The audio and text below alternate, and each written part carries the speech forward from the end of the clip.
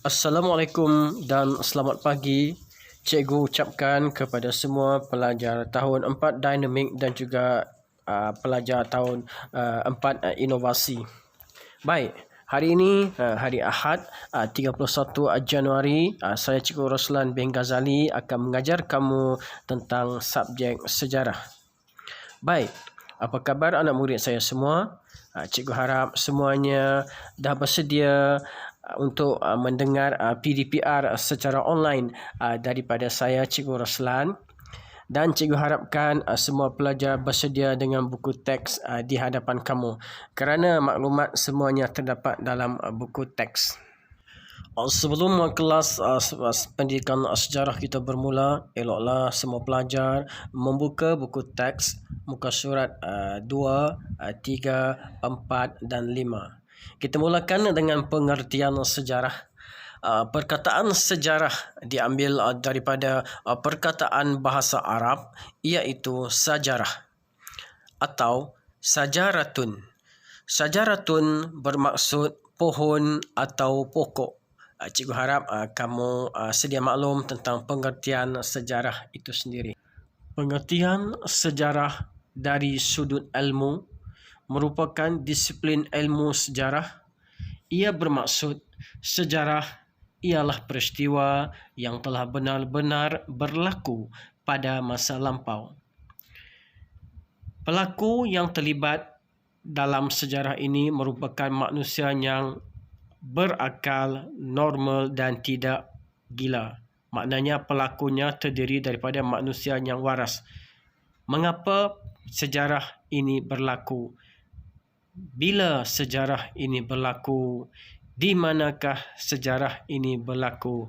Mengapakah sejarah ini berlaku? Itu yang akan kita kaji. Seterusnya, kita akan melihat pula pendapat dan juga pandangan sejarawan mengenai pengertian sejarah dari sudut ilmu. Mari kita sama-sama saksikan. Berikut merupakan pendapat Herodotus.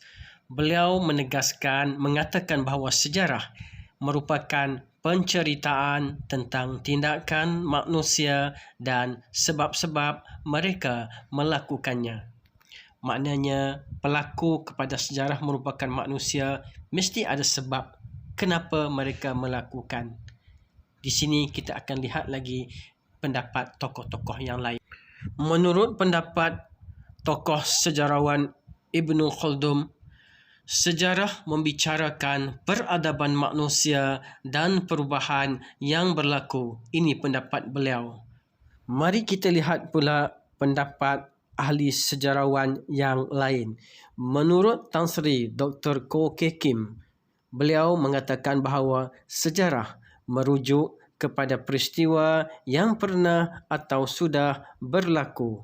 Ini bermakna semua yang dah berlaku merupakan sejarah. Kalau belum berlaku, itu bukan sejarah. Ini merupakan kata-kata daripada Profesor Dr. Ko Kek Kim. Menurut pendapat E.H. Carl, sejarah ialah proses interaksi antara manusia kini dengan masa lampau. Menurut pendapat ahli sejarawan yang akhir, iaitu Dr. Muhammad Yusuf bin Ibrahim, beliau mengatakan bahawa sejarah merupakan catatan atau rekod sesuatu peristiwa yang berlaku pada masa lalu. Baiklah semua anak murid saya, sekarang kita teruskan topik yang seterusnya, iaitu sumber sejarah. Terdapat dua sumber sejarah. Ingat tu, terdapat dua sumber sejarah, iaitu yang pertama, sumber yang pertama. Kedua, sumber kedua. Maknanya ada dua sumber sejarah, sumber pertama dan juga sumber kedua.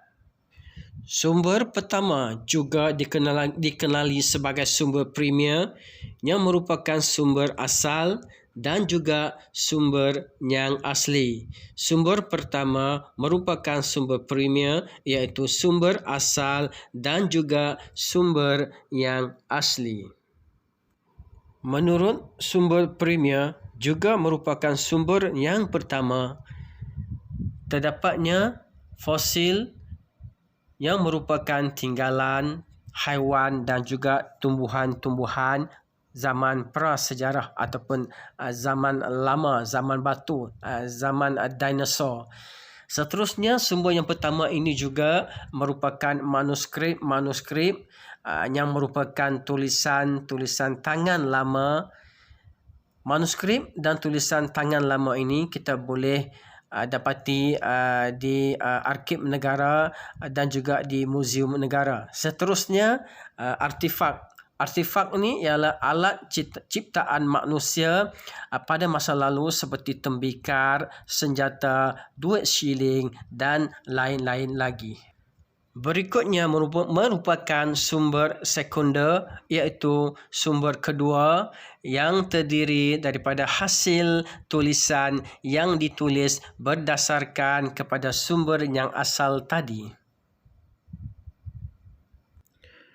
Contoh sumber sekunder iaitu buku, majalah, risalah, surat khabar.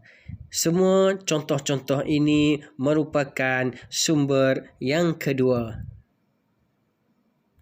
Seterusnya, kita akan kenal pasti bagaimana ahli sejarawan mendapatkan maklumat sejarah. Berikut merupakan 3 kaedah mendapatkan maklumat sejarah. Yang pertama, melalui kaedah arkeologi. Yang kedua, melalui kaedah lisan. Dan yang ketiga, melalui kaedah secara bertulis. Berikutnya, kita akan melihat bagaimana kaedah arkeologi diperolehi. Proses mendapatkan maklumat daripada bahan tinggalan sejarah melalui proses cari gali dikenali sebagai kaedah arkeologi. Untuk makluman, kaedah kedua iaitu kaedah lisan. Kaedah lisan ini merupakan proses mendapatkan maklumat melalui temu bual dan juga wawancara dengan tokoh-tokoh yang tertentu. Akhir sekali, iaitu kaedah yang ketiga untuk mendapatkan bahan ataupun sumber sejarah, iaitu kaedah bertulis. Dikatakan bahawa kaedah bertulis ini merupakan proses untuk mendapatkan maklumat daripada tulisan dan juga lakaran. Cikgu harap semuanya akan memahami setelah melihat video yang telah cikgu nyatakan dari awal hingga akhir. Cikgu rasa cukuplah setakat ini sahaja pengajaran subjek sejarah untuk pagi ini. Selepas ini, jangan lupa untuk menanda kehadiran kamu selepas melihat sesi video PDPR sejarah.